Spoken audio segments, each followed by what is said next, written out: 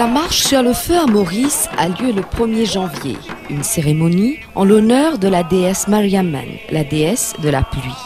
En ce 1er janvier, nous sommes à Côte d'Or, petit village dans la partie est de l'île.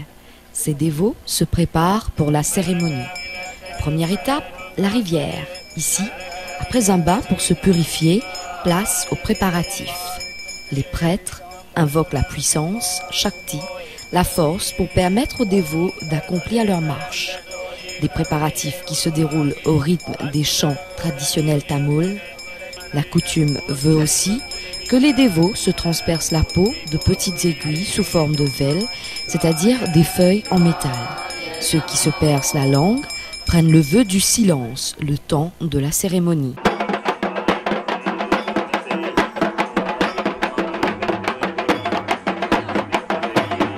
Et puis, il y a aussi cette ferveur qui gagne les dévots et qui se manifeste à travers des danses. Tout est fin prêt. Drapés de vêtements traditionnels jaunes, hommes, femmes et enfants marchent vers le Kovil, temple tamoul. À la tête de cette procession, un chariot avec la statuette de la déesse Mariamman à l'intérieur. D'autres, sur le chemin, s'attroupent vers le chariot pour les offrandes à la déesse.